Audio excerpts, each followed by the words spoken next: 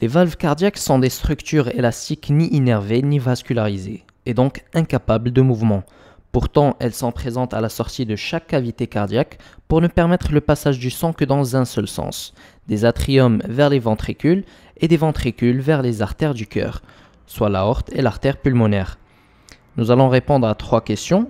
1. Comment se rappeler définitivement des noms et emplacements de ces valves? 2. Comment est-ce que ces valves fonctionnent? Et 3. Quel est en pratique l'intérêt clinique de pouvoir répondre à ces 2 questions? C'est ce qui vient. Première question, comment se rappeler définitivement des noms et emplacements de ces valves? On peut voir qu'il y a 4 valves, chacune est composée de valvules, ou feuillets, ou cuspides, c'est pareil, cuspide étant le mot latin pour pointe, d'où le nom de flèche de Cupidon. Cuspide, Cupidon. Et en effet, elles déterminent des pointes. Notez qu'avant, on appelait les valves des valvules et les valvules des valves. Remarquez que les valves ont toutes 3 feuillets, sauf la valve qui est tout à fait à gauche et qui se trouve entre l'atrium et le ventricule gauche, et qui n'a que 2 cuspides, ce qui la fait ressembler à un mitre, qui est ce chapeau, d'où son nom de valve mitrale. Et pour vous rappeler de son nom et position, sachez que ce mitre est généralement porté par des personnes âgées, qui sont donc faibles, et la gauche est généralement plus faible que la droite. La valve mitrale se trouve donc entre l'atrium et le ventricule gauche. Par opposition à cette valve mitrale qui n'a que 2 cuspides ou valvules, la valve de l'autre côté, entre l'atrium droit et le ventricule droit, a été nommée valve tricuspide. Et ces 2 valves se trouvant entre les atriums et les ventricules, ce sont les valves atrio-ventriculaires. La valve mitrale et tricuspide subissent une pression importante lors de la systole, puisque les ventricules se serrent et le sang s'éjecte avec force contre elles. C'est pour cette raison qu'il y a des cordages fibreux puissants attachés au feuillet de ces 2 valves et fixés au ventricule par les muscles papillaires, qui vont donc tirer sur les valves atrio-ventriculaires pendant la systole pour les empêcher de se retourner. Les 2 valves au milieu donnent accès aux artères et sont ainsi nommées selon les artères auxquelles elles sont reliées, la valve aortique et la valve pulmonaire, qui sont aussi appelées semi-lunaires car chacune de leurs petites valvules a une forme de demi-lune, ce qui ressemble aussi à la lettre sigma, d'où l'autre nom de ces 2 valves qui est les valves sigmoïdes. Pour récapituler, la valve gauche se trouve entre l'atrium et le ventricule gauche, c'est donc la valve atrio-ventriculaire gauche ou valve mitrale. La valve droite se trouve entre l'atrium droit et le ventricule droit, c'est donc la valve atrio-ventriculaire droite ou valve tricuspide. Les 2 valves au milieu donnent accès aux artères, ce sont donc les valves aortiques et pulmonaires, et leurs valvules ressemblent à des demi-lunes et à la lettre sigma, et sont donc aussi appelées valves semi-lunaires ou sigmoïdes, mais le plus souvent on parle de valves semi-lunaires.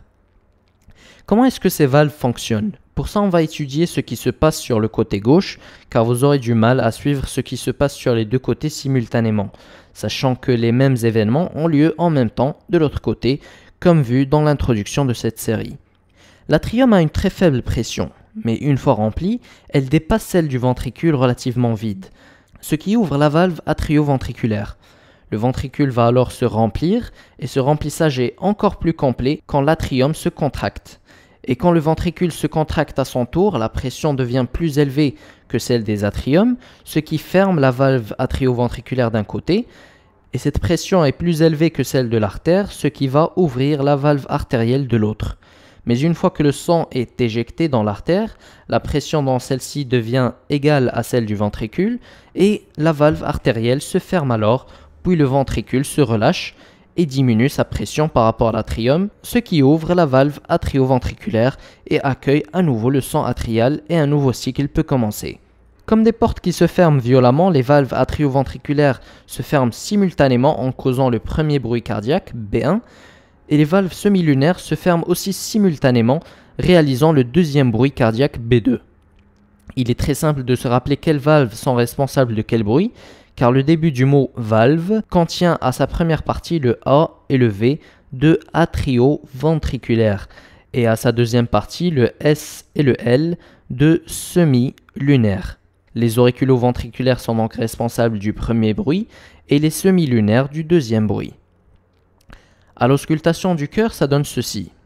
B1, B2, B1, B2.